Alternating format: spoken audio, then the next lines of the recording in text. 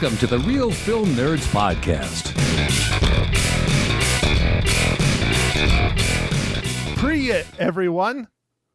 For those of you who don't speak Russian or didn't ask Siri like Mysterious Mike Talent just did, that means hello in Russian.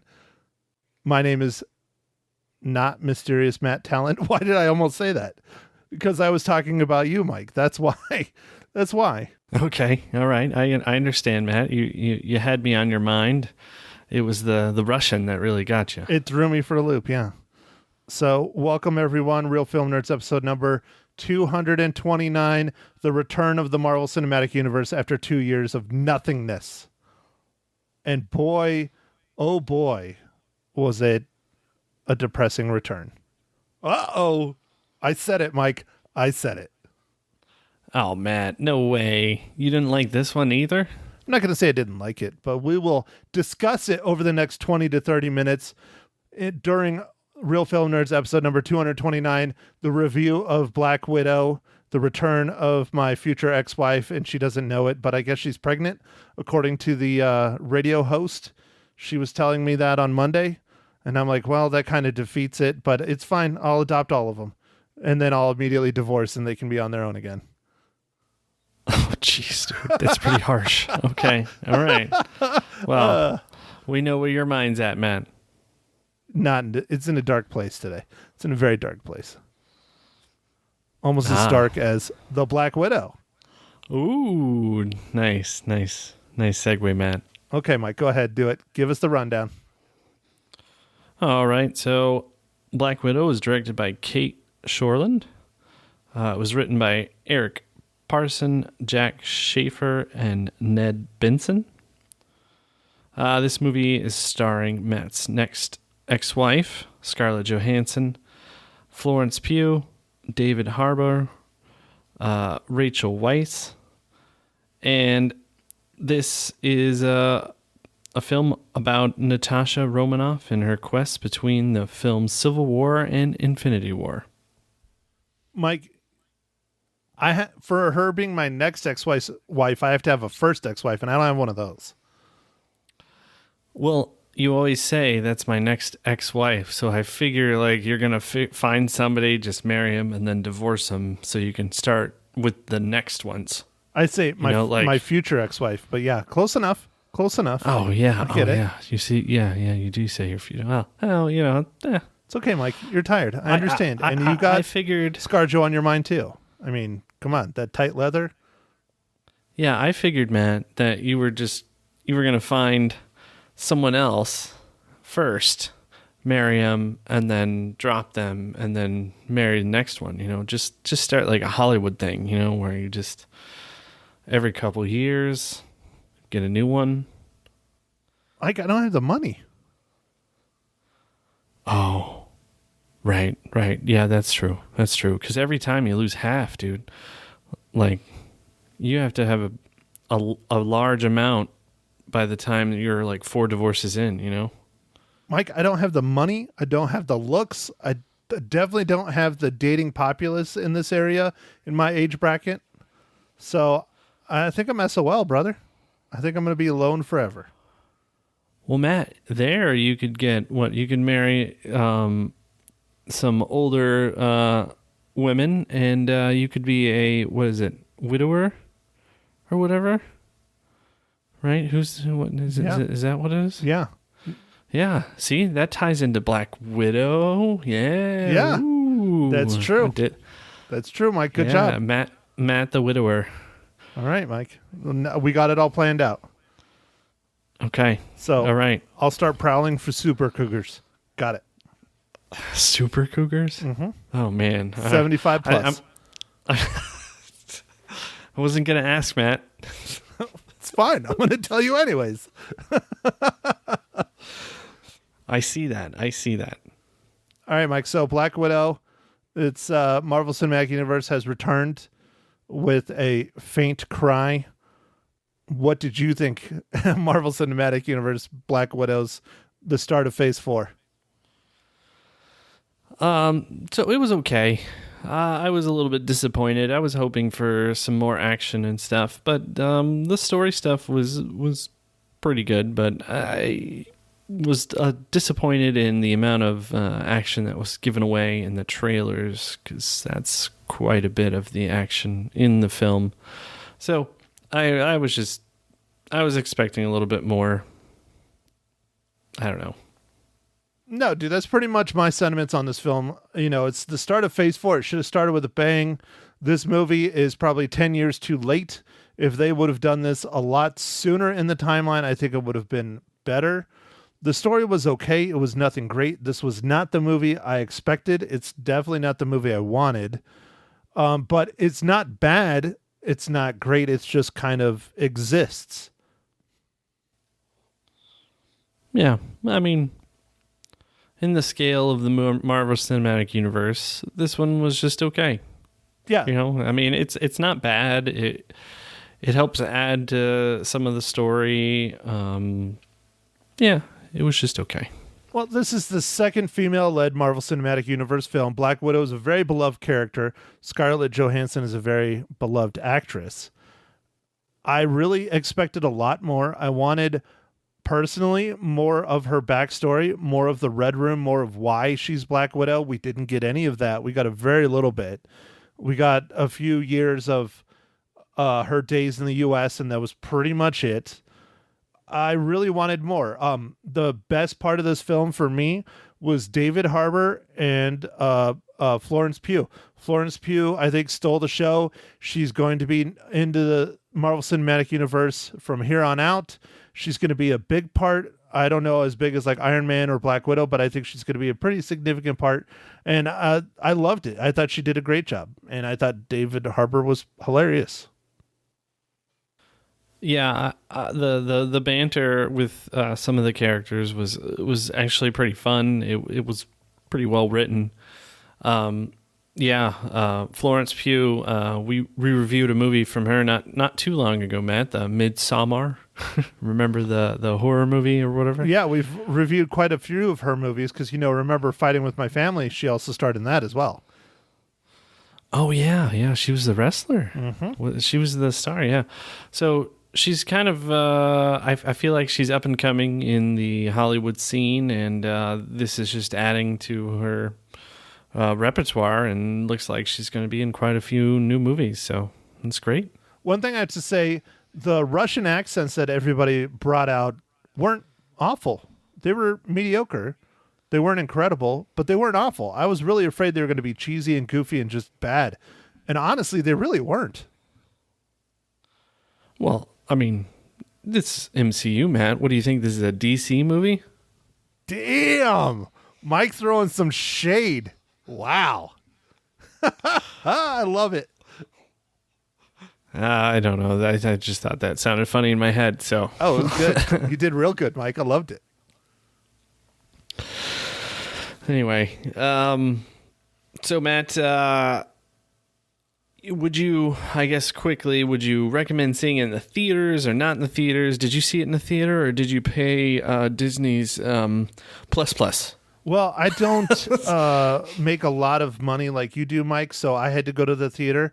I went opening night at not 7 o'clock, not at the late show. I went right in the middle. I went at 8 o'clock-ish. And I have to say, I was kind of disappointed in the crowd. I would have expected a lot more people there. But I went to the theaters. I definitely think if you're a fan of Black Widow or the Marvel Cinematic Universe or comic books or action, I say, why not? Go check this out. Help support the theaters. They need it. This is a good movie to see in the theaters. It's not as incredible as like Endgame or something like that, but I say, why not? This is what theaters are made for, is this kind of film. So go check it out. Just don't go in with really high hopes, because it's not an incredible Marvel Cinematic Universe movie, but it's a good one. It's good. It's just not incredible. Yeah, I would echo those sentiments, man. I would tell everybody to go see it in the theater. It's fun to go see these kind of movies in the theater. This is a movie designed for the theater. Disney made a fortune on the theater and on streaming, so that's kind of interesting. I'm not sure what that means exactly. So I think they made about 87 million or 80 million for the box office, and then they made about 60 million off of streaming. So the 60 million's like straight to their pocket, I think. So Yeah, that's pretty wild. Yeah. But it was worldwide, and the articles all were pointing out that there's 100 million customers. Disney Plus has 100 million customers around the world, and they got 60 million out of them. So I don't know if they kept the price the same every market, but for us, Matt, it's $30 on top of your Disney Plus subscription. So I mean, it's a premium. That's a chunk. I understand why they're doing it. If I had friends, I would go and pay the $30 and invite like 15 of them over and charge everybody like $3. I think that would make sense, but I don't have that many friends. I have you, Mike, and you don't even live here. So Yeah, I mean, I understand why as well. You know, the just trying to make up for the money that maybe a family would spend if they went. Like it's hard to figure out all the numbers, right? Because like when you go to the theater, you pay like, I don't know, $10, $15 a ticket. Who knows? Wherever you live, different prices, night, matinee, all that. And then, but the theater takes some, so there's the breakdown, and like how much actually goes to the studio, I don't know exactly, but I think they're trying to make up for that with their fees on the Disney Plus. I don't know. It's definitely interesting to see, because looking at like HBO Max, where they're giving all their stuff away for free with just a normal subscription. I'm not sure which model's the right one. Like, I don't know if they'd make enough money. Like, I feel like HBO is just trying that HBO Max or whatever. And Disney's like, no, we're in it to actually make money. And they figure if they give people the option, they might get it. And then, in 3 months or so, that'll be on Disney Plus anyway, just as normal. You're just paying to get access right now. yeah, well, it's the streaming wars and the ways that the different studios are going is definitely interesting. Like, I don't know if you saw, it was a big press release actually. A Quiet Place Part 2 is out streaming on Paramount Plus right now. Oh, I saw that there was a fight about how the revenue would be broken up after it started going in streaming, because it's not clear how that would work, and I don't know if it was in their contracts, but like John Krasinski and his wife have something in their contract that says they get some sort of a piece of the percentage of the movie. But when it goes on streaming, I don't know if that's really covered, so it's a very kind of gray area. I think the contracts will all be being modified right now, but back then, they filmed this before the pandemic and before the streaming and all these things, so, Well, it's just interesting seeing the different breakdowns on the different companies and what they're trying to do. Because, I mean, we're still really in the middle of the streaming wars. No one is really coming out on top yet. Everybody's paying for a lot of services. It just would have been easier to just keep cable at this point now. But I don't know. I'm not unhappy with the amount I'm spending. I'm not super happy, but I don't know. Only time will tell who survives and floats to the top. I think Disney definitely will, just because of the huge back catalog they have of content, especially all the Marvel stuff, all the Star Wars stuff, all the childhood Disney stuff. I mean, you get many, many different facets of people with Disney Plus. So I don't know. We'll see. For sure, Matt. We'll see. It's interesting to see how things are going, and it's even weirder to think about it. It's like Disney Plus is it's like you pay for the service and then you pay again. You're like, whoa, I'm getting like double hits. It's like double told. Well, and it's dramatically more expensive. But I don't know. I mean, the straight to video stuff, video on demand, I guess. I don't know what they call it. The same day as in the theaters and at home. I mean, they charge $30, $35, $40 for a movie. So I think that's where Disney's getting their money from, their price. Yeah. Well, I mean, it makes sense. It does really make sense. It's interesting. For Black Widow, things were good. I don't know how much they made on some of their other movies that they've released simultaneously, like the Dalmatian or Emma Stone movie Cruella. that just Cruella, yeah. And then Mulan was their first one, wasn't it? The live action Mulan. I thought it was. I don't know if it was Mulan. Yeah, yes, I think you're right, man. Yep, I think so. I know that one didn't do great, but that also, I didn't watch it, but I also heard that also wasn't a very good movie either. Yeah. Me and the wife watched Cruella over the service, and it was fine. There was some extra taxes tacked onto that fee. I was like, whoa. On top of the $30? Yeah. Oh, that sucks. But I think it's the state that I'm in has some sort of weird digital fee or something.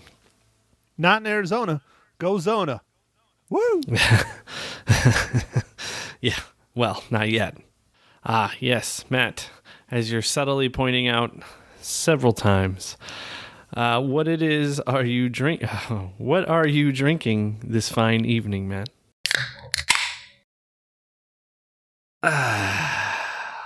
Well, Mike, in honor of Black Widow, I am drinking a White Claw Black Cherry hard seltzer.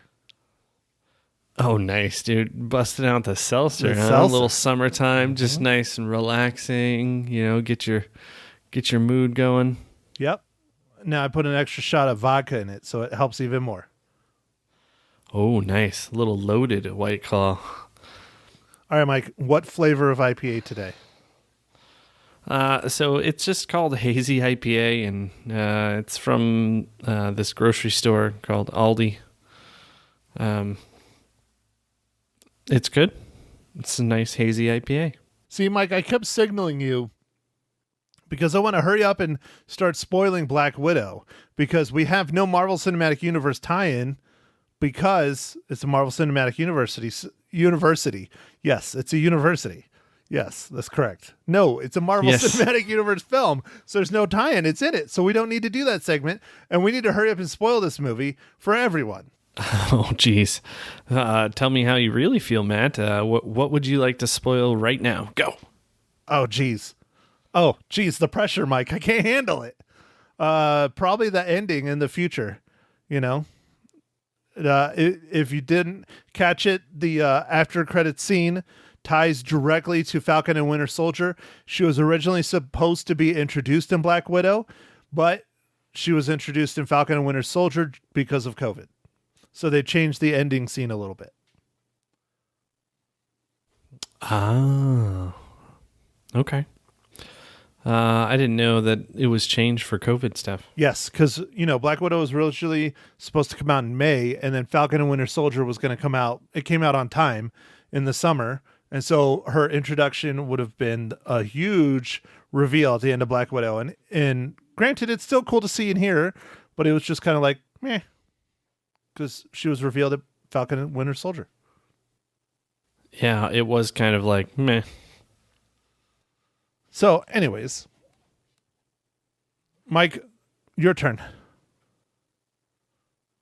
Let's see, what to spoil about this movie. I mean, like I said, the action stuff was a little bit of a letdown. I just thought there would be a little bit more. The Red Room stuff was kind of cool, but like you said, Matt, it was not. It was very little of the Red Room. Like, it seemed like that was rushed part of the, I don't know, of the movie. The prison scene was kind of cool. Some of the prison scenes, like the wrestling, the arm wrestling. Yeah, and he just breaks that dude's arm in half. Yeah, that was pretty brutal. But I wanted more Black Widow origin story kind of stuff. We really haven't had an origin story of her. She's all messed up because of the Red Room. And I just wanted more of that history movie that is our most downloaded podcast to date, Red Sparrow. I wanted something more like that. Not quite at that level. I mean, that was pretty ruthless, especially for... That was pretty ruthless. Yeah, a Marvel Cinematic Universe movie. But I was expecting us to get a little bit more of her backstory like that, about how she became a spy, why, all that stuff, instead of just, okay, she was an orphan. Now she's an adult again. Wonderful. I just wanted more spy stuff. There just wasn't enough. And that's what Black Widow's known for, is being this badass assassin spy from Russia. And we got very little of it. The jail scenes were probably some of the best scenes. Yeah, and her sister also, or I mean, not real. I guess that's a spoiler, man. That they're not really family. They're not blood related, right? Yeah. I mean, they are kind of family, but they're not really family. It was a lot like what was that? The Americans. Yeah. This movie reminded me a lot of that scene. Yeah. I just thought it would have been cool to find out, like, if we're not going to find out as much about Black Widow's spy stuff or whatever, why don't we find out some more about her sister? But we didn't really find much out about that either. It was just, there was just talk of certain things. I went and did this my way and different things, but nothing. I don't know. Like, there's a lot of talking and a lot of, like, kind of bonding stuff, but I don't know. The banter was fun. There was a lot of good banter. They seemed like a family because they were close. Some of the banter I think was more successful than others. They tried to be almost too funny at times in this movie, and it just didn't land well. But like, for instance, I looked this one up. The whole scene where Florence Pugh is talking about having a forced hysterectomy and all that, being a widow, that whole scene, that whole joke was an improv. That was not written. And that was, in my opinion, one of the more successful jokes in the entire film. It was good. And then there's others where it just feels really forced and just kind of fell flat. So I don't know. It seems like they were trying to be funny. They were trying to be more Guardians of the Galaxy like, and it didn't work out. I mean, Black Widow's more serious. She's a spy. She's an assassin. It's not to repeat myself, but that's what I wanted. And I didn't get what I wanted. I didn't get backstory. It was a decent story, but it wasn't great. Yeah.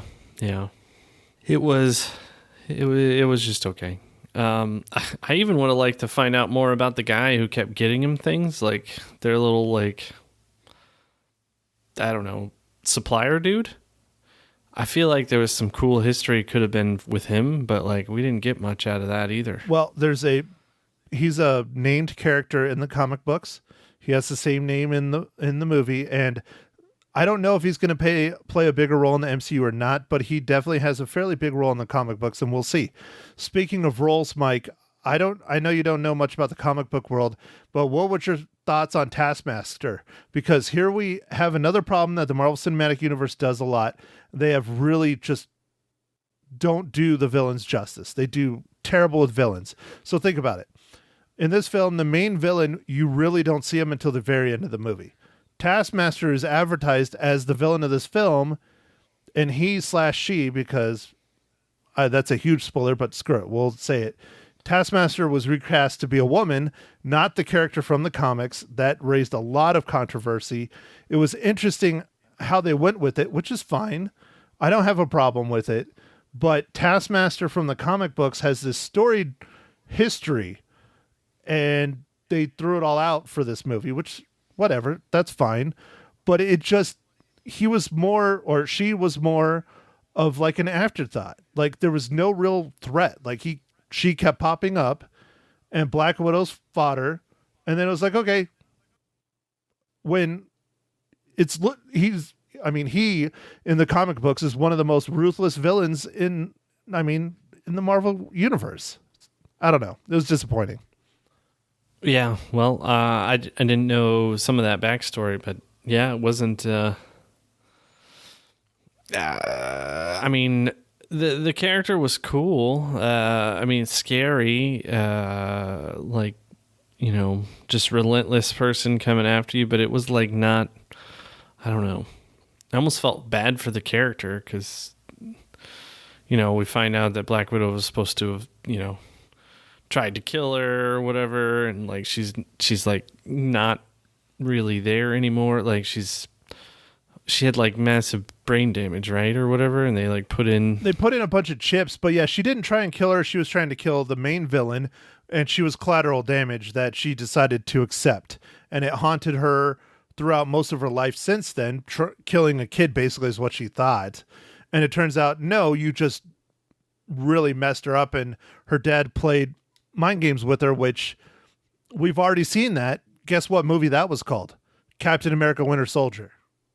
So they did Taskmaster dirty. I mean, he's a really fascinating, interesting assassin character that trains other people to be assassins, and his ability is that he can sit down and watch and learn and perfectly mimic anyone's fighting style, anything. So that's why we got to see some of that. We got to see some Captain America, Black Panther, Hawkeye, it was just, even as just a character and a villain for this film, it just fell flat. I don't know why the Marvel Cinematic Universe has such a hard time with villains. I don't know, man. It's hard to capture the essence of the villain and keep it PG-13. You know what? I think that's a pretty decent argument, though, Mike. I mean, they did pretty good with Thanos. They did decent with him. They did. So I don't know. I mean, they have the ability to do it. Who was another pretty bad person? Oh, Guardians of the Galaxy's Part 2, Ego, the Living Planet. That was a pretty good villain. Yeah, Ego. Oh, Winter Soldier who's was one of great, but yeah, Winter Soldier was great. But one of the purple people, you know who I'm talking about. He was like the purple people. Yeah, like he was that guy who was like hunting in Guardians and like. You're talking about the blue guy. He's a blue. Yeah, he's okay. I know who you're talking about. I'm forgetting his name. Yeah, he was a good villain from the first Guardians. And then, you know who was a really, really good villain that doesn't get as much credit was Killmonger from Black Panther. Oh, he was a very good villain. He was one of the best villains they've had. But I just don't get it. They need to work on their villains, or they need to work on their writing team. Because, I mean, Taskmaster is a great villain. He really is.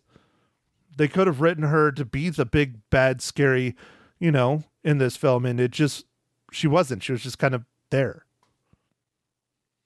Yeah, she just seemed like she was a machine taking orders, I guess. Right. And that's, I guess, what they wanted. Yeah, and it was not Captain America, but yeah, it was Captain America Winter Soldier again.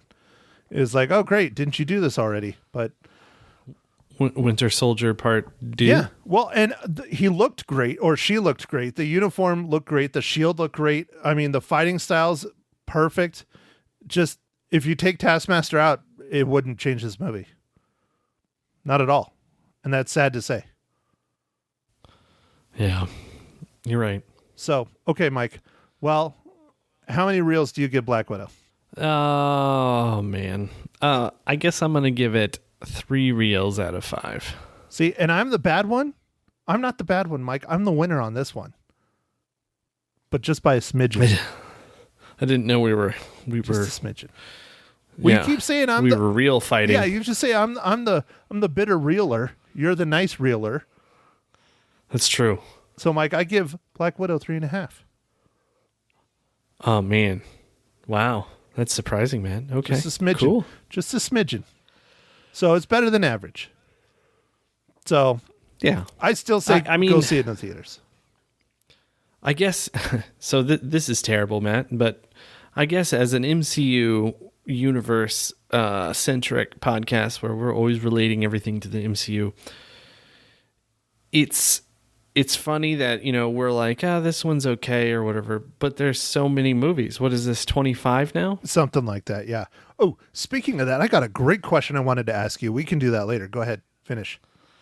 Okay, so it's 25 movies. Out of the 25, there's like 3 or 4 that are just like medium, and then the rest are all like great. That's pretty impressive. I'd argue against that. I would say there's probably 4 or 5 that are medium, and there's 1 or 2 that are just bad. Like Thor: The Dark World was just bad. That was not a good movie. All right. But I'm just saying, like, the MCU bar is like, even a not great MCU movie is still usually way better than just an average movie. Right. Yeah. Oh, yeah, definitely. That's why, like yourself, go see it in the theaters because you're not going to hate it. You're going to have a good time. You're going to enjoy yourself. It's a good action movie. So, okay, before we end, I do want to ask you this because we have a lot coming down the road. There are a whole lot of Marvel Cinematic Universe movies getting ready to drop. We got one coming in September. Mike, which one are you looking forward to the most that's coming out in the next 2 years? I don't know, man. I think I'm looking forward to the Eternals quite a bit. Yeah? Okay. You know the ones, mine are kind of a toss-up. I have 3 that I'm looking forward to. Eternals is definitely up there. I think Eternals will be fun because it's going to be completely different than your average Marvel Cinematic Universe film. It's going to span thousands and thousands of years, which will be cool. But for me, I have to say the number one for me is Thor: Love and Thunder. I really am looking forward to that because Jane Foster, as they revealed in the Comic-Con when they announced the movie, Jane Foster picks up the hammer and becomes Thor. Now, if they stay with the comic book, it's going to be really cool. Like, really cool. I don't know if they will, though. Next, I would say I'm really looking forward to Doctor Strange and the Multiverse of Madness because Wanda's going to be in it. And watch WandaVision. That shit's getting crazy, right? So I think Doctor Strange will be really good. And you know who's directing it? Sam Raimi. Oh, that's interesting. From the original Spider-Man world. Yep. And then my third, which kind of ties to Doctor Strange and the Multiverse of Madness, the rumors is that the new Spider-Man, Long Way From Home or No Way Home or something, I don't remember the exact title, is going to be kind of a kickoff leading into the Multiverse of Madness because there's rumors that all the original Spider-Mans, like Amazing Spider-Man, Tobey Maguire, all those people and the villains are going to be in it, and it's going to start leading into the Multiverse of Madness. So those 3 right there are my favorite. Eternals is after that, but I think Phase 4 is shaping up to be really fun and really cool. Well, that's great, man. Yeah. No, the Thor looks interesting. I'm not sure what they're going to do, but I mean, Ragnarok was a lot of fun. So we'll see what happens. Yeah, and Taika's doing Thor: Love and Thunder. And they're done filming it. I don't know if you saw the set pics, but Chris Hemsworth, huge, dude. Huge. Like, he looks like Arnold Schwarzenegger. That's how much he worked out. Like, that's how big he got for that movie. Well, it's probably partly a pandemic and there's nothing else going on. No, they wanted him to do it for the movie. They wanted him to be bigger than he has been in any other Avengers or Thor film. Oh, man. Yeah, I mean, he looks like a monster. It'll be interesting because, he's going to start out as Fat Thor. I love Fat Thor. He's fun. Yeah, I'm all about the Fat Thor. He's my boy. So, all right, Mike. Well, next week is your pick because technically Black Widow was mine. Mike, what film are we talking about for next week? Matt, I wanted to watch this movie that is on Amazon streaming right now, and it's called The Tomorrow War. And it looks pretty good. It's starring Chris Pratt. I don't know what my MCU tie-in will be, though. No clue. We'll have to wait till next week to find out. That's a tough one. And is that the only reason you picked this movie? Is because you don't have to think about the MCU tie-in? No. It looks like a fun plot. Like, it's something, I don't know why I haven't seen this in a movie before, but essentially there's a war in the future and they're out of people, so they go back to the past. Dude, it's a to cool get more concept. people. Yeah. That's a great concept. It is. They're drafting people from the past. I mean, that's pretty wild. I like that. That's cool. Yeah, so I'm looking forward to watching this one. It came out on Amazon. I think it's a little bit long, but I'm hoping it's a good one, man. I mean, it's 2 hours and 18 minutes, so that's not so bad. I think that's exactly the runtime of Black Widow. Black Widow's just a little shorter. It's 2 hours and 13 minutes. Okay. It's close though. 5 minutes.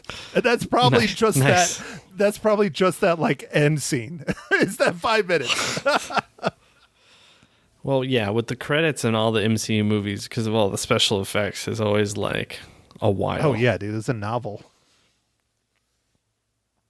So There's so many studios and different people that help make those movies. It's quite impressive. just the visual effects. I mean, as you know, Mr. I have to look up the MCU Marvel Cinematic tie-in for every single movie.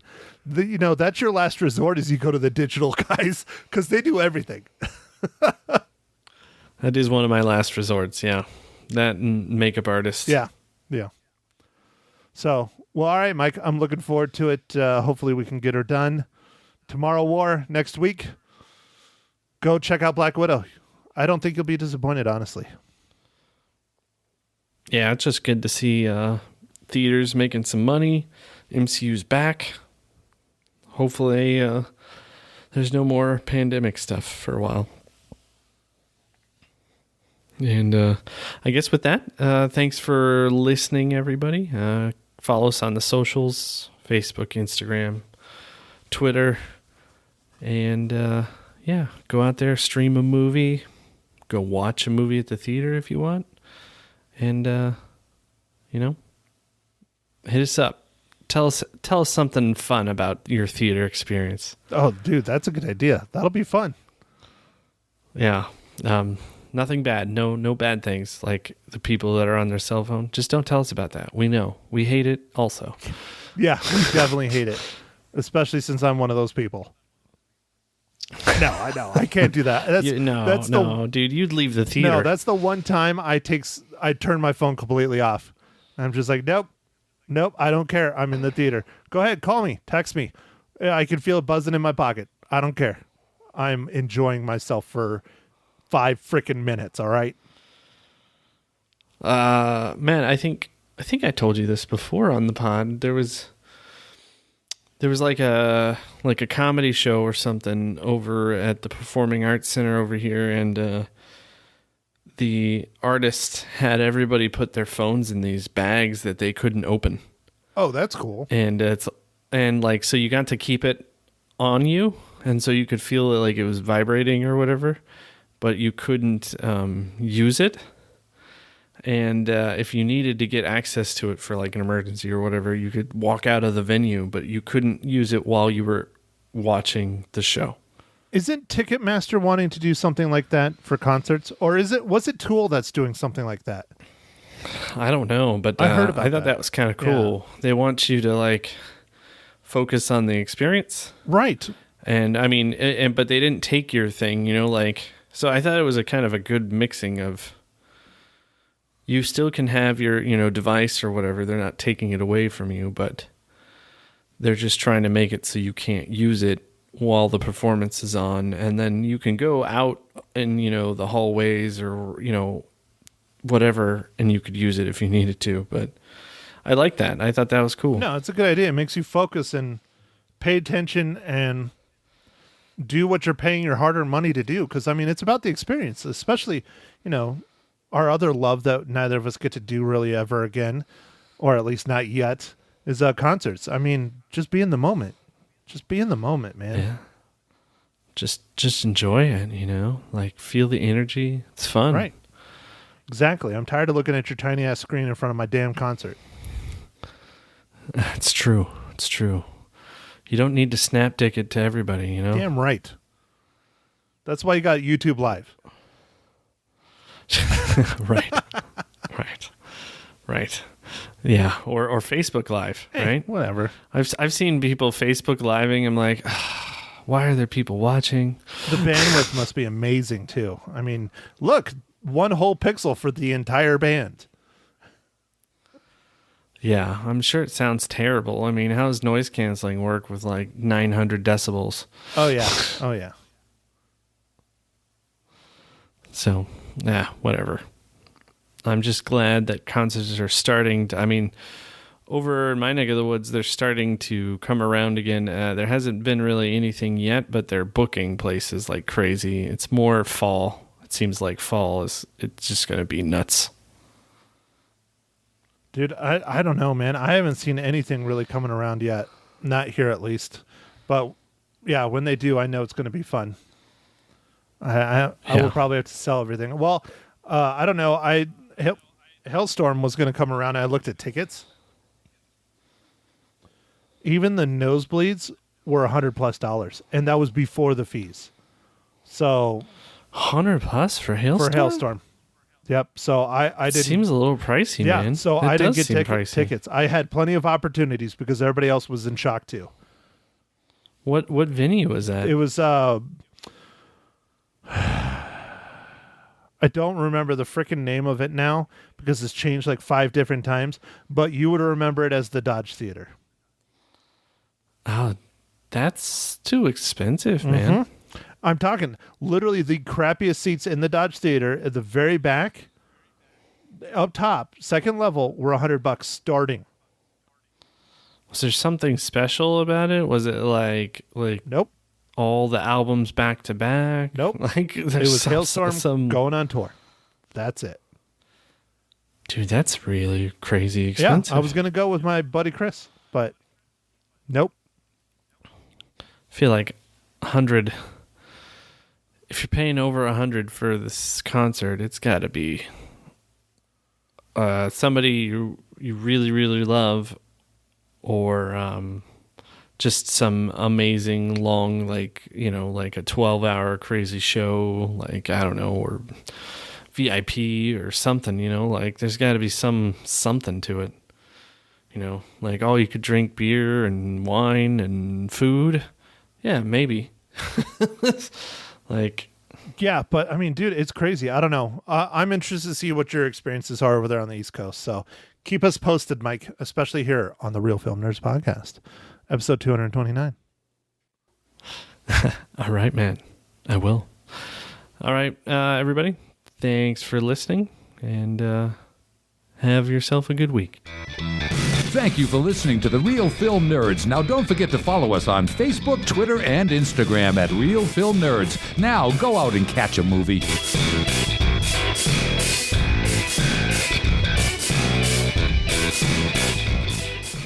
He's in this morning. Matt Henshaw from the Real Film Nerds podcast on Magic 99.1. I think we should just focus on the movies this morning, Matt. Yes, ma'am. not the shellacking that our local team took this weekend. Well, here's the deal. Matt works for the Rattlers. He's their team photographer. And so the Rattlers took on my personal Northern Arizona Wranglers on Saturday night. You made it to the game. I did not. And yeah, we didn't prevail, unfortunately. I barely made it to the game. You barely made it to the game. Yeah. What time were you there, by halftime, or when did you get there? I made it with 5 minutes left in the second quarter. Oh my gosh. Yep. Yeah, we were both stuck in traffic on I-17 trying to make it to the game.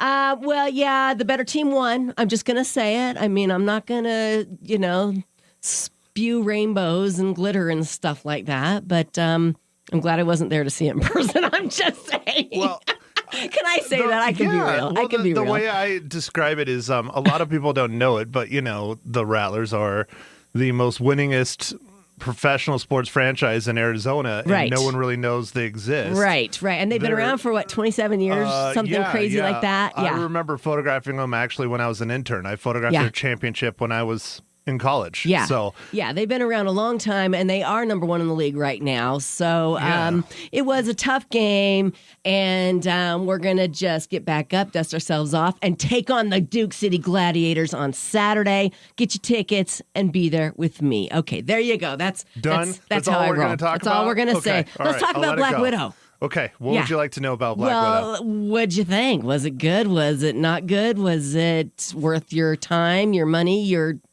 expertise? That's a lot of questions, and I don't know if I can handle that kind of pressure. I am a journalist, okay?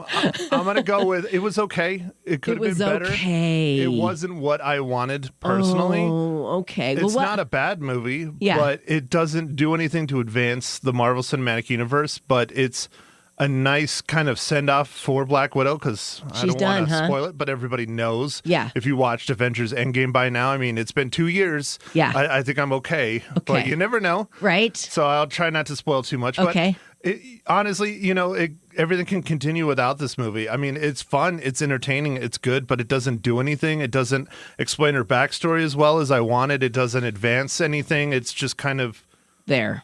Yeah, to make money. But it's not bad. Yeah. I think they should have just let it out last year. Right. I really so do. you think that the average movie viewer or goer would think it was good then? Yeah, they're going to enjoy it. Right. They're going to enjoy it. You're not going to hate it, I guess is a good way to put Okay. it. But you're going to enjoy it, but you're not going to think it's anything special. It's worth the watch. It's worth going to the theaters because it is a Marvel movie. It is a big blockbuster. Lots of There's a lot of action. people. There's a lot of action. Yeah, Okay. there's a lot of fun. The acting is That's really your good. thing. Florence Pugh is probably like one of the best parts of the whole thing. I don't know if she's not to ruin it, but she's basically another Black Widow from this program, right. she's going to be introduced into films going on. Okay, And that's well, what maybe this did. that's so what that this was helps for. a lot. Yeah. All right. Well, 80% on the tomato meter.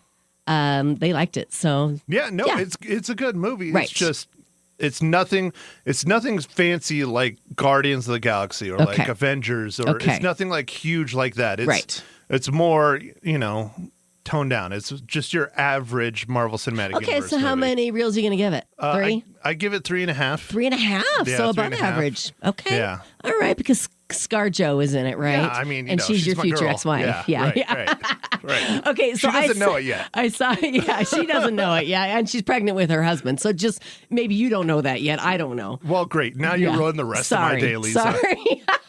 Hey, I watched Rush over the weekend Yeah, on Netflix. on Netflix, and I loved it. It was good, right? Yes, Scott Dant was like, "That's not your kind of movie." I'm like, "No, you're wrong. That's exactly my kind of movie." Yeah. It's a very good film. Very good. It was based on, true life and a real story. And it was a great movie. So there you go. That's what I did. Well, good. When I didn't get to That's go a to the wonderful film. Wranglers game. Yeah.